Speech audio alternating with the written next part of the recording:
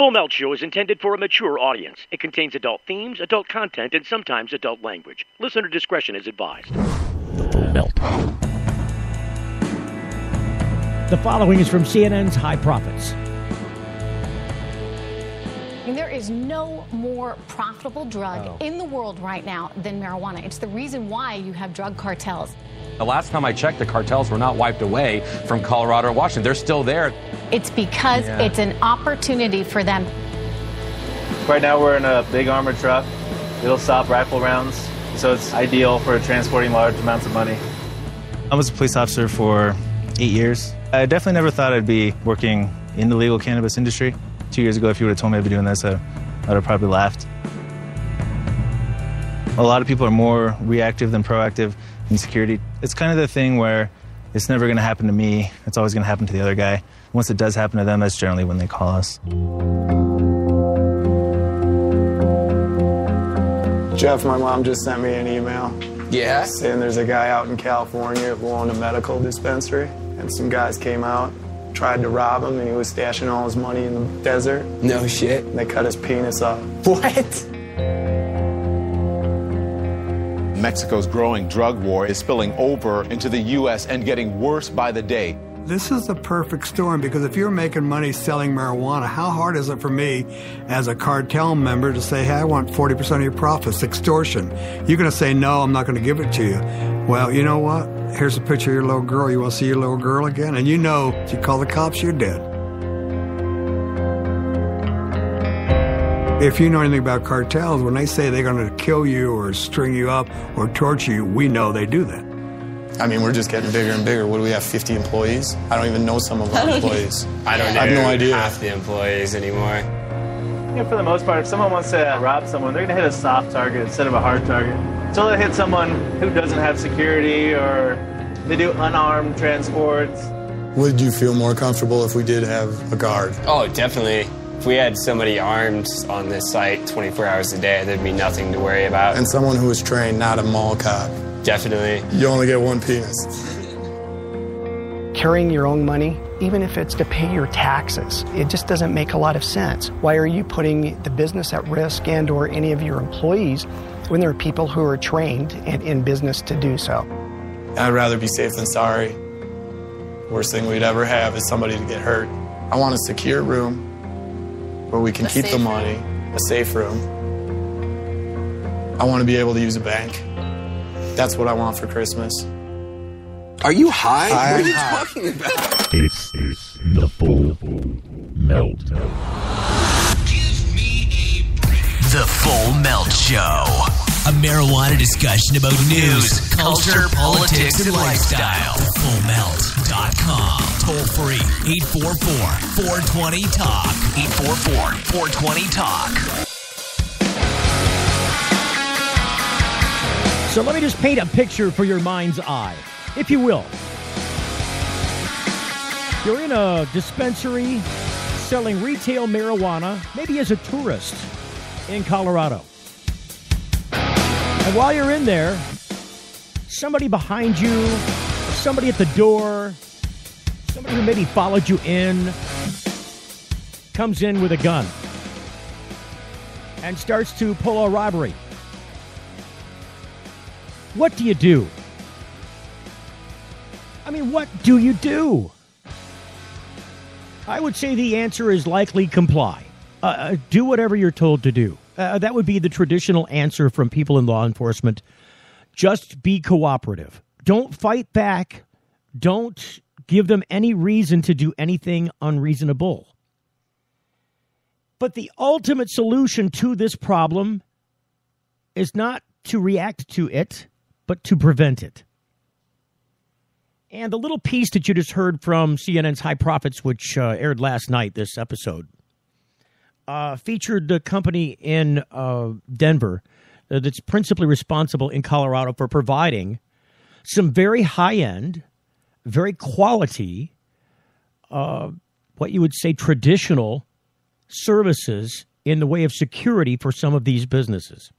Not just the medical marijuana dispensaries, but the retail pot shops, quote unquote, as well. And it's for the, they also do like some on-site security. provide people who have a former military background, have a former police background, really trained, qualified people handling this security detail. And they not only do that, this Blue Line Protection Group that I'm talking about, which is much of what that little piece was about. In fact, it was all about that. The security angle on marijuana in retail shops. Because, I don't want to ever be faced with that consideration. I don't. And I suppose the only way that I could prevent that, say if I were to be a tourist in Colorado and walk through a place, is to kind of check up on, who they are before I go visiting the place. Is it reputable? Do they have a good standing in the community?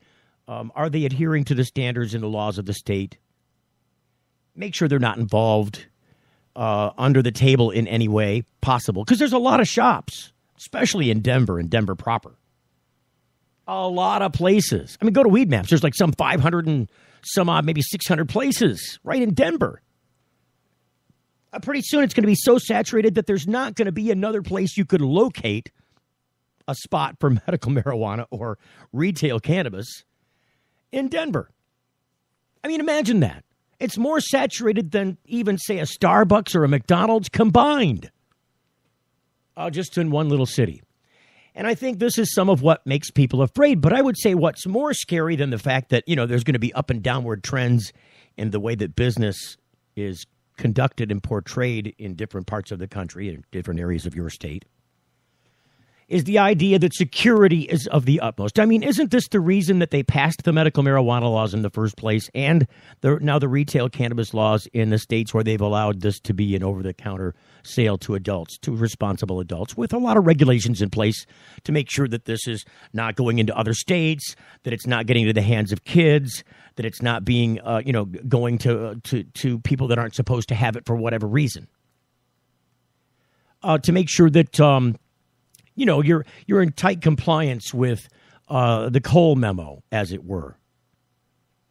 And maybe in just a bit after the break, we can get our guest to refer to the Cole memo. In fact, I'm sure maybe he will, because I'm sure he has to be intimately familiar with it. We'll be talking with the CEO of the Blue Line Protection Group, Sean Campbell.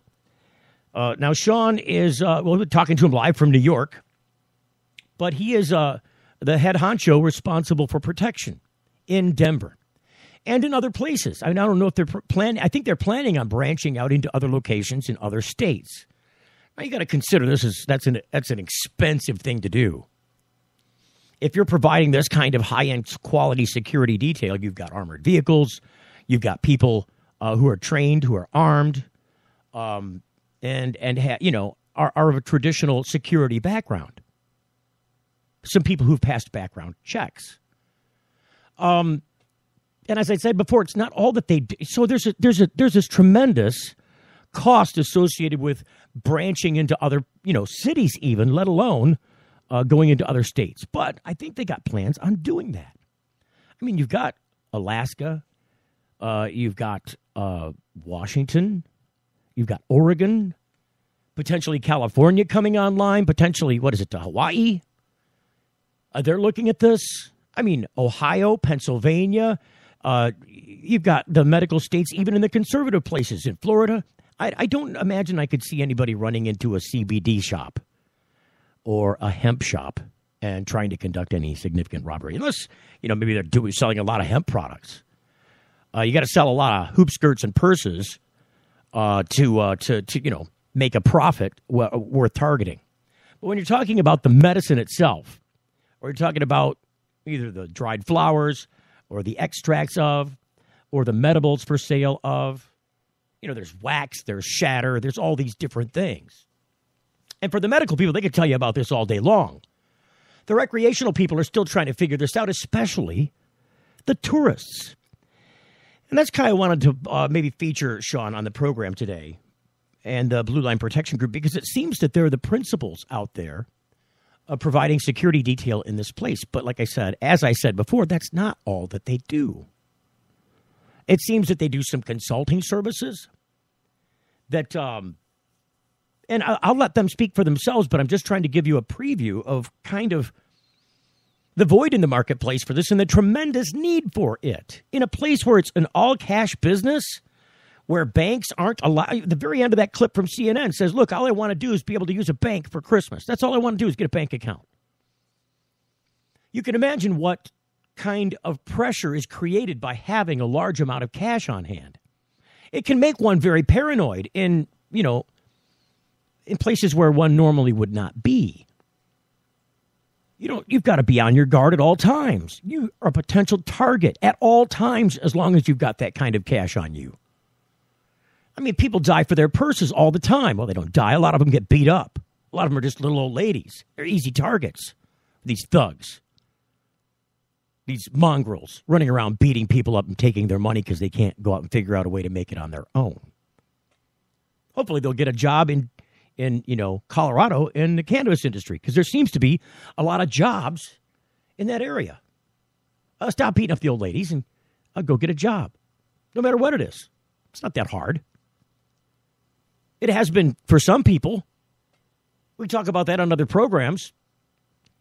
But when it comes to security, if you're going to go visit someplace like Colorado or any of these states that have, retail laws where, you provide an adult identification and you're good to go, get what you need. They've got certain limitations. And, I think in Colorado, if you're a visitor, you can only purchase a quarter ounce.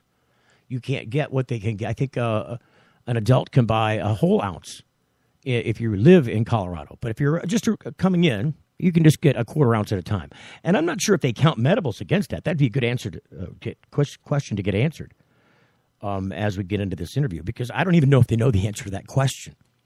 But I'm going to pose it. I'm also going to pose the idea of robberies. I mean, I just want to give you a very quick glimpse of how important this really is. I mean, just as recently as the 28th of April, violent robbery at medical marijuana dispensary, assuming this is caught on tape. This is according to CBS Denver. I'm talking about the Citizens Broadcast System, CBS. The story says surveillance video shows the distress during a violent armed robbery last week at a Denver medical marijuana dispensary. Shortly after 9 a.m. last Wednesday, 4 men broke into the High Street cannabis station near the intersection of East 14th and High Street, and shots were fired. That's bad news.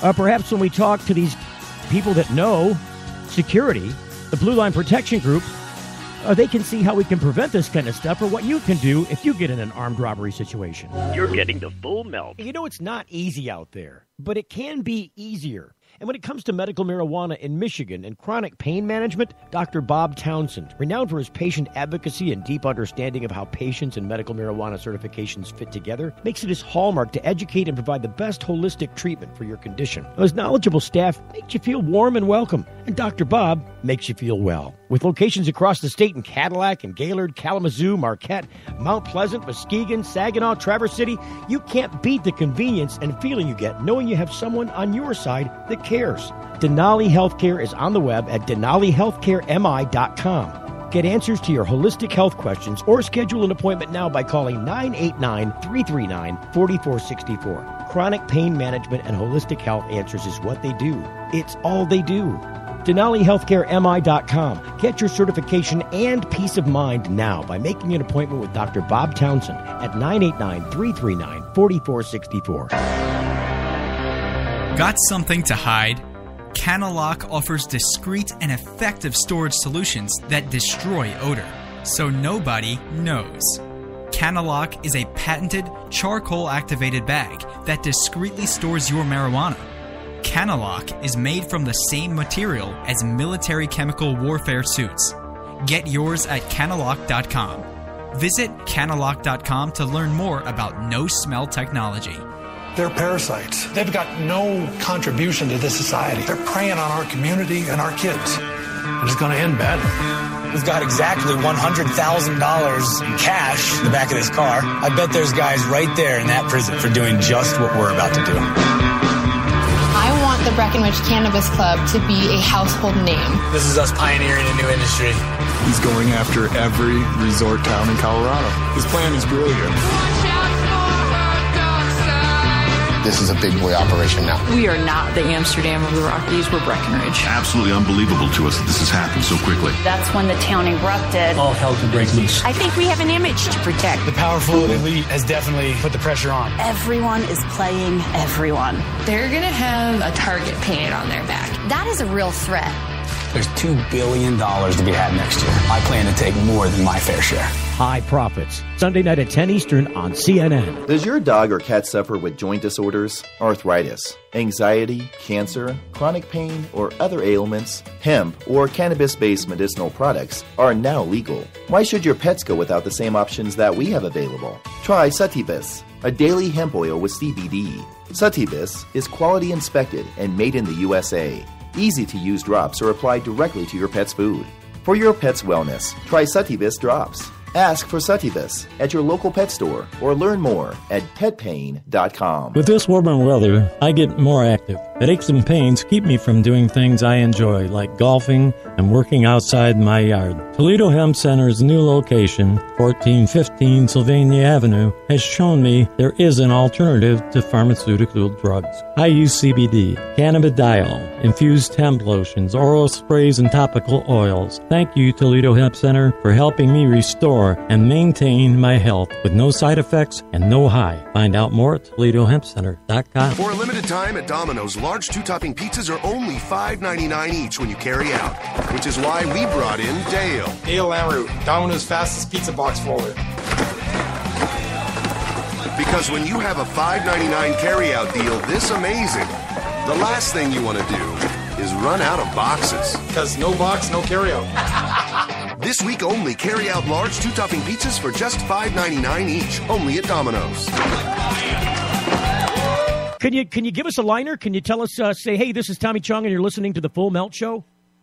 To the the Full Melt Show. Like Full Melt Show. Full Melt. Well, the whole mouth show. Yeah, I'm deaf. I'm starting to hear different things. That's okay. The whole mouth show. No, the full. F-U-L-L. The full melt. Oh, the full mouth. Full melt. M-E-L-T. No, the full melt. Full.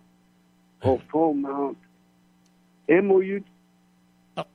I'm sorry. Give it to me again. The full. I got that. What's the second one? Full. F-U-L-L. Uh-huh. Melt. M-E-L-T. The full melt. Yes. I got that one. Okay. Hey, this is Tommy Chong, and you're listening to the Full Melt Show on... What are you on, man? It's the Full Melt radio show. Okay, so I was talking, before the break about this story out of Denver that just happened the other day. 28th day of April. So just a few days ago last month. It was just after 9 o'clock. Owner said the man came and ordered a female employee to the ground and then fired 2 shots at another worker who tried to run into the alley. The shots were missed. The robbers ran out of the store with edibles and hash oil. Somebody got shot, or I thought it was a crash or something like that, said the neighbor. Those are not circumstances that I would want to encounter if I was visiting in Denver as a tourist and ran into one of these shops. So I thought it would be kind of important to maybe feature somebody on the program who knows about security. And so we found Mr. Sean Campbell, the Chief Executive Officer of the Blue Line Protection Group. Welcome to the program, Sean. Thank you. Thank you for having me. So can you explain to people why this business requires this kind of security, or the specialty that your company occupies as a niche, because it's an all-cash business. Why is it an all-cash business?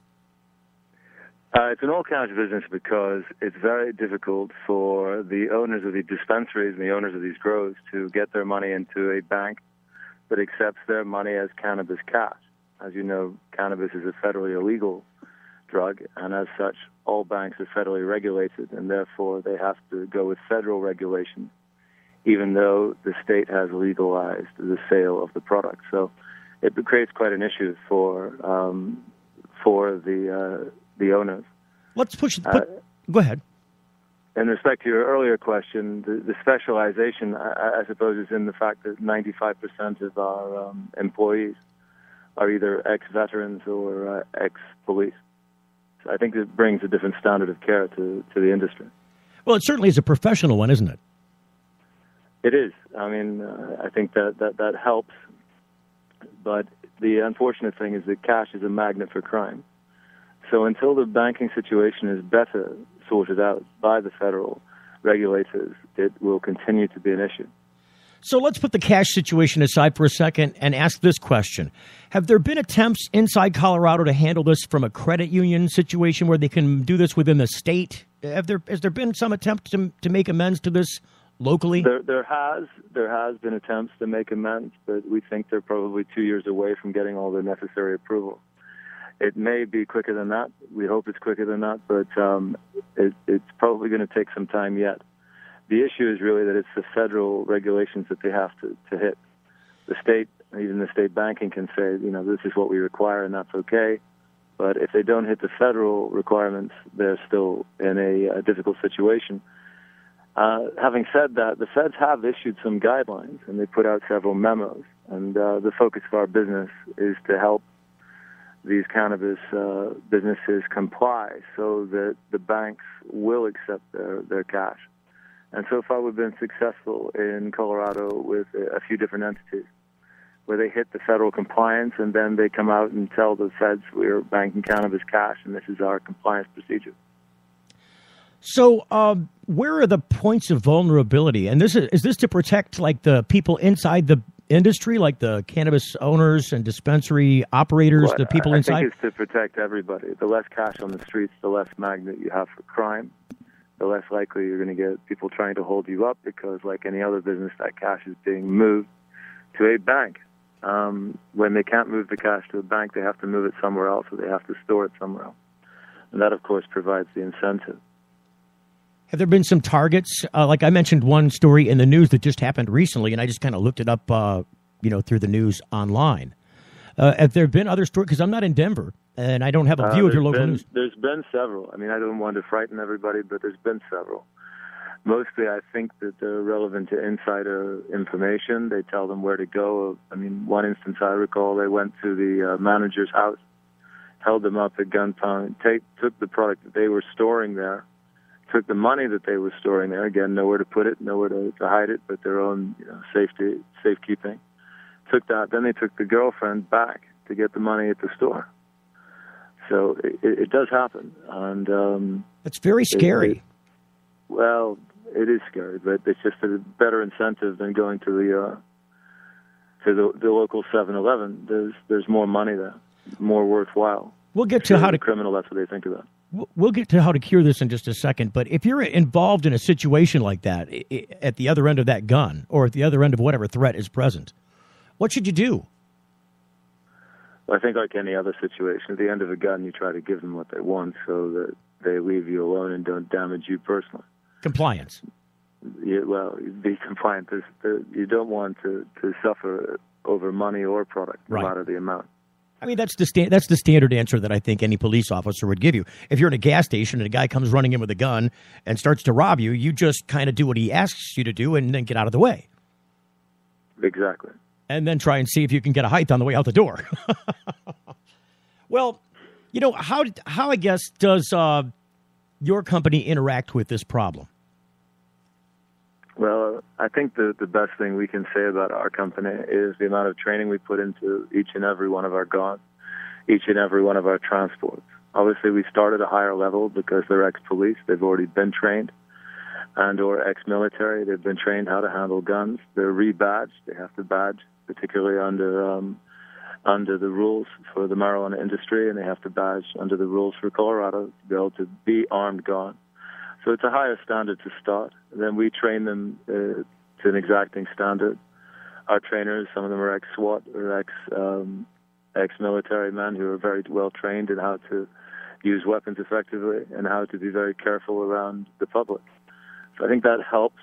And then I think we're just trying to hire a higher gauge of person. We pay better than anybody else in the industry I'm aware of.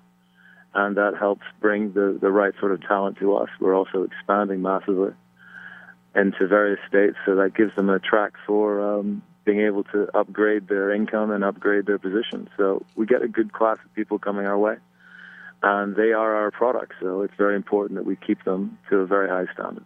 Am I correct when I say you're currently licensed in Colorado for this kind of detail? Yes, you're correct. We're licensed there. We're licensed in Washington. We're licensed in Nevada. And we're in the process of getting our licensing in Illinois. Really? Well, we just did a story about Illinois just the other day. It seems that they're getting ready to come online with all of that product from all of those, growth points. There seems to be 53 licenses out there for grow centers. And that product's got to get moved from there to the would-be dispensaries and then eventually to the medical marijuana patients. Are you planning on trying to get into Chicago, a market like this? Yes. Well, that's the purpose of getting the licensing. It seems to be a very substantial market. Obviously, the population is very high, and it seems like it's going to be a very good market for the cannabis industry. It's much bigger than Colorado, although I don't think it'll be as big as Nevada. Nevada, there's a lot of people coming to the state for various reasons, and there'll be a lot of those people that don't have the opportunity to try the product outside of their state, and I think Nevada may provide an opportunity for them to work with it. Have you checked, is Las Vegas one of the number one, isn't it the number one tourist destination in the United States, or is it like in the top three? I never looked. I think New York's top, but or it may be Vegas. Vegas has 52 million visitors a year. I think New York has something similar. But 52 million visitors a year, of which we think about half of them are from states where it's not okay to use cannabis. And given the reputation that Nevada has, it's likely that they'll want to try, I think. So you guys do the moving of product and money for these businesses from point A to point B. Correct. You also do some kind of on-site security detail for people who would request that? We do. We've done various on-site details, mostly for celebrities, but occasionally for people in danger or who feel they're in danger. But again, it's just the nature, the qualifications of the people we hire. And that would be more of a supervisory type role. So some of the supervisors undertake it. But yeah, we've done many concerts. We've done many personal details and things of that nature. But it's not our focus. Our focus is the cannabis industry.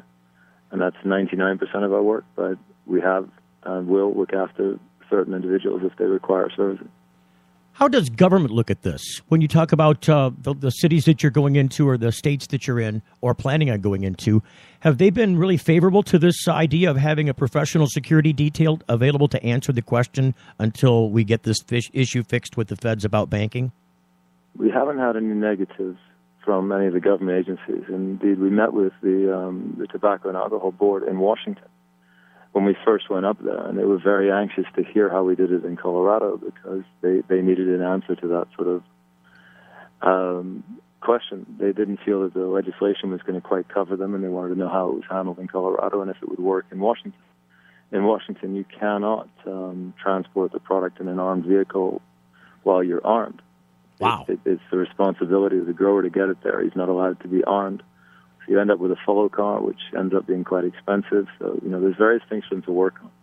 But even Colorado, initially, we were badged under the dispensary or the grow itself, not under our own badge. So they grew into that, and they said, yeah, we need these professionals. We need them to have their own badge license to say that they can act as security guards, as armed security guards. So they changed the law to fit, and I think that'll happen in most of the states over time.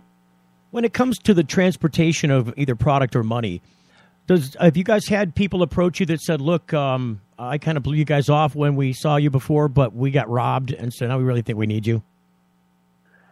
I don't know if they blew us off initially, but we've had many, many instances now where they've been robbed, and they said, yeah, okay, we can't screw around anymore.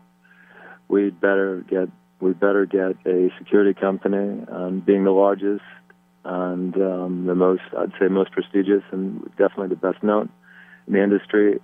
We're on that call list, and I'd say we generally get all that work. Was this something that, I guess I want to explore how your company was founded. Was there a vacuum that developed and some people that were experts in the field that came together and said, we need to answer this question? I think that's precisely what happened. The two founders were both ex-police. They were both in Colorado. They both saw the need for this type of service. They banded together, and that's how the service started. And then it grew tremendously from there, I would imagine, under the present... Well, there's approximately, I think, 7 employees then, and we're we'll be over 100 by the end of this week. I missed the first part of what you said there. When we started, we were about 7 employees, and we'll be over 100 by the end of this week. Employees? We're hiring an additional 15 employees this week, and so that's not too bad for 14 months. No, not at all. I didn't realize that you were only in business for 14 months. The initial 2 businesses that went together were probably in business for 3 or 4 months before that, but when they came together, it's about 14, maybe 16 months now. So it's not just this business of security detail that you're involved in. There are some other ancillary places that I've noticed you've got irons in the fire on too. Amongst them is, like you touched on this earlier, is this idea of regulation and adherence to compliance with state and federal law, especially with regards to the memos that you mentioned, like the Cole memo, this kind of thing. And the responsiveness of the Justice Department saying, hey, this has to be a well-regulated industry, and as long as it is, and as long as you follow this protocol, we'll kind of be hands-off about this. But if you stay outside of that, if you let this leak in different places, then we're going to have to respond. Isn't that part of what you're involved with, too? Well, one of the most important things, there's 2 things that are most important to the people we do business with, our customers. First is to maintain a license, which means that they have to be compliant with all the regulations, and there are many, and they do change, and they're very relevant to their day-to-day business. And the second piece, of course, is getting their money into the bank. The second most important thing to them is to get their money into the system so they can use it. If money's all cash, not only does it cost them a lot more to track and follow, but it can't be used effectively. If they can get it into the banks, then they can start to use that money in a much more effective way. To get it into the banks, as you mentioned, the Cole memo and several other FinCEN regulations, the banks have to agree that they're in compliance and that they're doing everything the way they should do it. So the banks then set up to meet all the federal guidelines. All right. So it happens that these guidelines are fundamentally exactly what we do. Okay. Validating the age of the user, validating where the product came from. All right. So I got to put you on hold. Sean, I got to put you on hold there for a break. Sure. If you can hold with me through the commercial break, I'd like to finish up on this idea about that detail. Stand by. We'll talk with more with Sean Campbell, CEO of Blue Line Protection Group, next on the Full Melt Show. Hang on. You're getting the full melt. It started with Weed 1. Some have called it a watershed moment. Then came Weed 2. It's absurd that we would have to do this to get medicine. Now Dr. Sanjay Gupta is at it again, and he's reaching higher than ever with Weed 3. I never thought I would be smoking weed in the hospital. The movement behind it. We demand this plant go through the process of the FDA. The radical research. I have to say I'm kind of stunned. Weed 3, the marijuana revolution. Each week, Pot Pitch takes a look at different medical or legal pot business as they attempt to seek investment capital and partners in order to take their business to the next level. What do investors like? And which entrepreneurs are shown the door? Real venture capitalists, smart entrepreneurs, and exciting business models in a brand new industry, cannabis. Pot Pitch. Find out what this new marijuana industry will look like and who its players will be. Real deals, real people, real decisions. Pot Pitch at potpitch.com and featured on the Full Melt Radio Show. Got something to hide? Canalock offers discreet and effective storage solutions that destroy odor, so nobody knows. Canalock is a patented charcoal-activated bag that discreetly stores your marijuana. Canalock is made from the same material as military chemical warfare suits. Get yours at Canalock.com. Visit Canalock.com to learn more about no-smell technology. Does your dog or cat suffer with joint disorders, arthritis, anxiety, cancer, chronic pain, or other ailments? Hemp or cannabis-based medicinal products are now legal. Why should your pets go without the same options that we have available? Try Sativus, a daily hemp oil with CBD. Sativus is quality inspected and made in the USA. Easy-to-use drops are applied directly to your pet's food.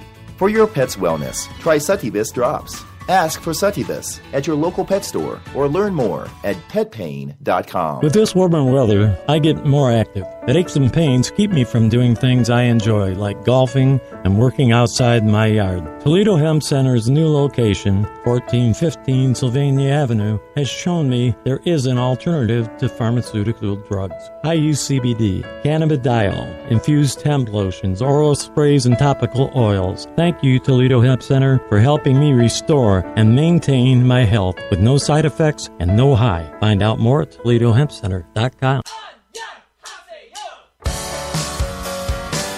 It's the Full Melt Radio Show. Sometimes you gotta bleed to know. So we're talking about security detail and how that affects, the industry of cannabis. Because it's not just medical marijuana anymore. People are going into dispensaries in states where it's legal. There's a tourism industry that's been created by this subject. And as people change their minds across the country, and there will, because I don't think there's any putting that genie back in the bottle, evermore is the vision of what do you do about security in an all-cash business. So we've been talking with the CEO of Blue Line Protection Group, Sean Campbell. Welcome back to the program. Thanks again, Steve. So we were talking about, before the break hit, about how, what kind of compliance things you do, and we got hit by the break and we interrupted you. I'm sorry. Can you pick it up from where you left off? Well, basically, it was the feds require a certain amount of compliance that the banks wouldn't normally ever do. They require that the customer provide the bank with information and validation that every single customer the dispensary has is over 21. They need to provide validation that the product came from a licensed grow, not from federal land and not from an unlicensed source, and that when it came in, when they sold it, they paid exactly the right amount of taxes on it. And we happen to be vertically integrated in each dispensary so that we validate the age as the guard. We bring the product, so we weigh it at the grow and we weigh it at the dispensary. We collect their cash, so we take their cash to the bank or to wherever they want it to be taken, and we take their cash to the taxman to pay the taxes. So there's basic fundamentals we're able to reconcile and audit them for the bank to validate that this is a real dispensary doing the work in accordance to the law and hitting the requirements of all these Fed memos. And then it's the bank's discretion whether to take the customer or not. But with these sort of validations, they're willing to take that risk. So this provides some level of authority, some level of professionalism, some level of security, which is what we're talking about today. When it comes to compliance with the law, both on a state and a federal level, and a tremendous amount of record keeping is what you're saying. Tremendous amount of record keeping that they have to do anyway for state compliance, and this is up to the one more level with banking compliance for the feds and taking the stage further. As you can imagine, the banks aren't used to doing this, so us providing this service to them fits well and enables them to take that risk because they're getting third-party validation. We've taken that a step further, and so our compliance now extends to doing bookkeeping for these businesses. As you can imagine, there's an incredibly large amount of regulation. Most bookkeepers are not familiar with the constantly changing regulations. And if they get it wrong and get a strike against them, if they get enough strikes, they could lose their license. So it's very important to the dispensary owner and to the grow owner that they're doing it correctly. We took that one step further because the other issue for the bookkeepers is tracking that amount of cash. It generally takes 5 to 6% cost to track cash because of all the accountancy and all the bookkeeping entries required to track every penny, track the FICA payments and so forth. And so by providing bookkeeping and providing a PEO, we take care of these issues. If they get them wrong, they might get a strike against them and it will put their license in jeopardy. So it all makes sense. If you're going to do compliance, let's take as much of that risk away from the owner as we can and demonstrate that we can independently validate that they're keeping compliance with the state and with the federal regulation. Well, and it puts a set of independent eyes on both the product and the cash and the dispensary as well, doesn't it? Exactly, and this is what is required, and this is generally what keeps the regulators happy, that they are getting some independent and third-party validation. And, of course, we have to demonstrate it. We have to demonstrate the reconciliation, that it all adds up, there's nothing missing, and it all matches. And with that, there's a comfort. It doesn't take away criminal enterprise completely, but it does our best to do so, and that's The standard is really we can do no more. And that's what the banks want to say to their regulators, and that's what the dispensaries want to say to the state and to the feds. There's nothing more we could do to make sure that we were compliant. Well, this is the police. Many of these people you say are former police or former military are familiar with maintaining a chain of custody in evidence, so that when they go to trial on an issue for any crime, that they've got valid evidence to present, because it must be maintained for the purposes of the court. They want that third eye as well. Well, you're doing a good job for me, Steve. That's precisely right. Our guys that are doing the reconciliation are former detectives, most of them, so they're very used to chain of custody, and they're very good at making sure that everything reconciles and everything adds up. So as this business grows, you mentioned some of the states that you're looking to go into. Are you projecting a growth rate? Difficult to do a growth rate. It depends on the states. Washington was disappointing as far as speed. It didn't go as fast as we'd liked, and we had our license there almost 9 months ago now. Nevada seems to be going exceptionally fast, and it seems like in Chicago there's some inkling there'll be delays, maybe up to 12 months. So it's difficult to do a projection on growth, but as they come online, we will be there, and we will establish a presence. And if it's something like Colorado, will be the presence will be if you want the best, if you want to do it right, then you need to use the blue line. Do you have a plan for this growth to fund it? Because it seems like going into other states, there's a significant amount of investment income that's got to be expended in that direction to launch as you grow from state to state. Do you have there's a decent capex getting started because of the vehicles. We'll be situating ourselves and getting a group of individuals ready to be guards, ready to be supervisors. But it's not excessive. And where possible, we're looking for local guards and local transport that we can come to a independent contractor relationship with. So in the states that you mentioned, do you want to mention them again? Nevada, Washington, Illinois. We're also looking at Arizona and Maine. So those would be places that you'd be looking to possibly accept applications from for people who fit the qualification and background that you described? Correct. And they can do that how? How do they get involved with if they want to make application to your company? They can look up BlueLineProtectionGroup.com. They can look up BLPG for our ticket. All our information on how to reach us is on both of those items. We're a public company, so you can find out our finances as well if you wish. And but the other way is to use our emails. And if I may, I'll give you an email now. Certainly, go ahead. It's SEA or S Campbell, SCAMPBELL at BlueLineProtectionGroup.com. And make application, send a resume, give you your background, that kind of thing, right? That sort of thing. Or if they have an existing guard service in those areas, even better.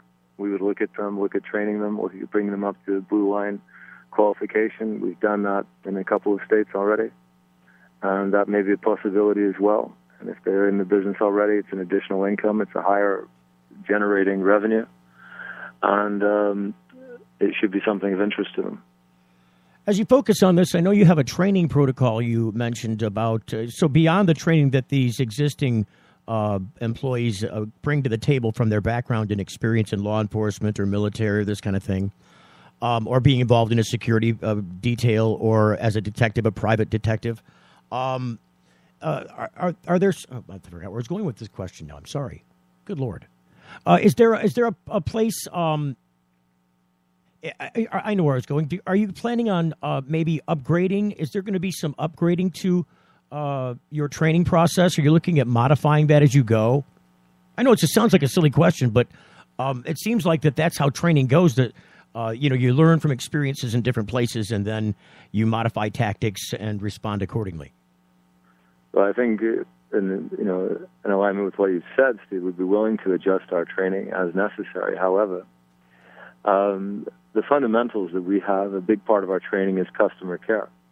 A lot of our ex-military don't have that experience. They don't have that training. I can imagine. Ex-police are a bit better versed in it. But since we're hiring expats, we make it a big point to say, you're the first guy at the door. You're the guy that's going to look after that dispensary. You're going to make sure that they're not only safe, but you want their customers to be happy there. So the dispensary owner is going to come back. And as the first face they see, you need to be pleasant and professional with the way you treat them. So that'll always be part of it. The different states will require different training because of what they'll allow and what they won't allow. We also have unarmed guards that we train. We have some of the best experienced trainers there as well. I think one of them won some unarmed competition. It's famous in America, but I don't know the name of it. I can't remember. It's something they put on the television. Anyway, he's one of our trainers. And so we offer quite a bit of optionality, even in the training. Our guards can have both or one or the other. But we also train a lot of the stores themselves. We offer the training to their employees. How should you react in this area? How should you react in this situation? And that's largely based on the training our police trainers give. So it's some consultation to the dispensaries about employees and what should be expected of them and what you can expect, I guess, yes? Well, how to behave if they are robbed, how to behave daily, how to behave when they leave premises at night, how to behave when they arrive, what they should look for. And we'll take them generally outside of their premises and tell them what they should look for and when they should be on notice something's not right. Thank you for doing what you do, Sean Campbell, Chief Executive Officer of Blue Line Protection Group, offering security detail for the marijuana people of the world. Because it's so important to both the public and the people that have to operate in this space. So thank you so much, and thank you for coming on the program. Thank you very much, Steve. Thank you. All right. We'll see you with more next after this. You're getting the full melt. Got something to hide? Canalock offers discreet and effective storage solutions that destroy odor, so nobody knows. Canalock is a patented charcoal-activated bag that discreetly stores your marijuana. Canalock is made from the same material as military chemical warfare suits. Get yours at canalock.com. Visit canalock.com to learn more about no-smell technology. Each week, Pot Pitch takes a look at different medical or legal pot business as they attempt to seek investment capital and partners in order to take their business to the next level. What do investors like? And which entrepreneurs are shown the door? Real venture capitalists, smart entrepreneurs, and exciting business models in a brand new industry, cannabis. Pot Pitch. Find out what this new marijuana industry will look like and who its players will be. Real deals, real people, real decisions. Pot Pitch at potpitch.com and featured on the Full Melt Radio Show. Imagine a world where patients can use marijuana like any other medicine. The Marijuana Patients Organization challenges the status quo by helping our neighbors to enjoy a better quality of life. Visit the MPO at marijuanapatients.org and enjoy informative articles, engaging debates, and information about treatments, doctors, and dispensaries in your area. Over 50,000 people have registered at marijuanapatients.org since 2010. Join us at the Marijuana Patients Organization today, marijuanapatients.org.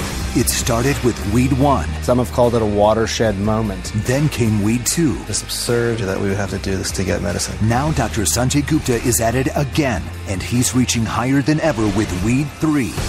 I never thought I would be smoking weed in the hospital. The movement behind it. We demand this plant go through the process of the FDA. The radical research. I have to say, I'm kind of stunned. Weed 3, the marijuana revolution. They're parasites. They've got no contribution to this society. They're preying on our community and our kids. And it's going to end badly. We've got exactly $100,000 in cash in the back of this car. I bet there's guys right there in that prison for doing just what we're about to do. I want the Breckenridge Cannabis Club to be a household name. This is us pioneering a new industry. He's going after every resort town in Colorado. His plan is brilliant. This is a big boy operation now. We are not the Amsterdam of the Rockies. We're Breckenridge. Absolutely unbelievable to us that this has happened so quickly. That's when the town erupted. All hell can break loose. I think we have an image to protect. The powerful elite has definitely put the pressure on. Everyone is playing everyone. They're going to have a target painted on their back. That is a real threat. There's $2 billion to be had next year. I plan to take more than my fair share. High Profits, Sunday night at 10 Eastern on CNN. It's the Full Melt Radio Show. There must be something in the water, and there must be something about your daughter. She said, I love you nothing but a... So as we move into this space, this new place called retail cannabis, medical marijuana, as it proliferates across the country, and it is, the question is, how do we deal with it? How do we respond to it? What should we expect? What's the truth? What's the fallacy? What's important to you? Because, like I said before, you might not even care about medical marijuana. You might not even be interested in going to a pot shop or this kind of thing. But you should be willing to understand what to expect should it happen and not be afraid of what people want to put out there as the boogeyman. Because the boogeyman is lack of regulation. That's really what it is. I mean, we learned this a long time ago with prohibition of alcohol. It's just that they never, they had to focus on alcohol at the time and they couldn't lump marijuana back in. Because they're used recreationally much in the same way. Adult libations, the spirit of celebration, relaxation after work. Responsible adults choose to use substances to alter their states, sometimes as a way of coping, sometimes in medical situations as a response to something that they couldn't otherwise get, relief they otherwise couldn't receive. And I think it's important, it's imperative for you, no matter where you live in the country, or in the world for that matter, to understand the truth and the fallacy about this. What's real and what's not. What's all boogeyman crap and what's not. I just saw this thing that the Drug Abuse Resistance Education Effort put forth. They're a nonprofit organization otherwise known as DARE, which, if I'm not mistaken, started back in the 80s when I was a kid.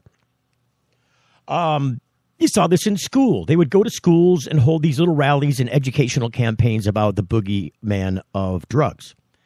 And there's a great legitimate purpose behind that. But DARE made the wholehearted mistake of taking information from a satirical website, a place that posts completely made up or highly exaggerated information for sensationalistic purposes and sometimes comedy. Sometimes comedy. Satire is supposed to be a form of comedy. And then they took what they said on their satire site as legitimate fact and then reposted it on their own site. It's all crap. I mean, it's all based in la-la land. Somebody made 99% of that stuff up. About 1% of its headline from somewhere, mixed with some other conjecture and contrived BS. But, you've got to understand the difference between what's news and what's not news. So, I think the more that you see this on television, and you will, and you're now hearing it on the radio and the internet, it's going to become more familiar. And you should know what to anticipate and what to expect, what the conditions are like. Because every state that's had this on board for a while has got some way to react to certain situations. As it comes on board, then that's where it's real reactive. That's when there's all kinds of energy, being discharged in the pros and the cons. And people learning. Learning is a toiling process. It requires some effort, some energy. And people don't always like to expend it, especially where they're not interested in a subject. But it's a really, really important to dispel the ugliness around cannabis and hemp because they've been demonized horribly. And much of that's personal opinion, but I think it's grounded mostly in fact. And I'll hold up all kinds of examples on this program about that. Now, we talked about Sanjay Gupta and weed, and we talked about the High Profits program. We had guests from both programs on the show, the principals involved. And I missed something entirely I noticed today that MSNBC did. Now, they've got very low ratings. But this was something, I'll play a little clip of it. This is a promo that started sometime last fall, and I missed it completely, but I'll play it for you. Here it is. This is the piece. Have you ever wondered what it would look like to live in a world where marijuana was legal? Well, in Colorado, that day has arrived. This year, we're going to do $12 million. We're businessmen that have invested everything. Every state is looking at this. It's an experience. I can help the next person in line. It's not a bunch of stoners walking around high, listening to Led Zeppelin music. We want to be the Costco of marijuana. This is a huge investment. I hate to fail. All chips in. And they stole about 8 grams of marijuana from us. Be really careful. It's tens of thousands of dollars going out the door. So this is hash oil combined with butter? We average 2,000 to 3,000 bars a day. We can't keep them in stock. This is the end of prohibition. I'm not sure what the future's going to hold, but it's looking pretty bright. A new documentary series, Pot Barons of Colorado, premieres November 30th at 10 on MSNBC. I completely missed it, this Pot Barons of Colorado program. But just for those of you who'd like to catch up on it, and I'm going to, because I'm a tremendous consumer of television. I'm a product of the 80s. What do you expect? I want my MTV. So this Pot Barons of Colorado is going to replay, it seems. I've checked with the preview services on my DVR, and it seems that MSNBC is going to repeat at least a number. I think there was an 8-part series, just exactly like this High Profits show is. They're going to repeat it, I think, the 13th and the 14th. Check your local listings on MSNBC to find out when they're going to be repeating this in your area. I believe it's the 13th and the 14th, if memory serves. And it's usually pretty good. So not only is this Pot Barons of Colorado thing caught my eye today, which, like usually I'm pretty on top of that kind of stuff. I just am not a regular consumer of MSNBC, so I missed it. I suppose the same thing would happen probably with Fox. I don't watch a lot of the Fox News because I don't know. I just have never been a big Fox News guy. I like their network programming, but the news kind of blows me by. I object. That's all I'm going to say. So there's this other thing that I noticed that was in the news also about a new program that NBC is going to be doing. I'll probably have to search it out again. I'm mad because I had it saved. I'll have to look it up again now, though. So it's an NBC show called Nugs. Oh, I've still got the phone plugged in. I had to play that from the phone. I'm going to unplug it now. And this series is the first, if I'm not mistaken, the first primetime network television broadcast, traditional terrestrial broadcast program.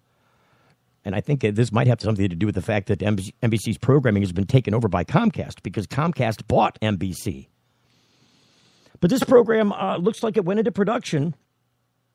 If you're familiar with the program Parks and Recreation, one of the stars of that program, Adam Scott, is leading the program along with apparently one of its writers to produce this program called Buds. It is I'll read the article, this piece of from the Cannabis. They may have gotten it from another source. It's official marijuana is going mainstream media, i.e. network television. NBC soon might have a sitcom on its schedule set inside a Denver pot shop.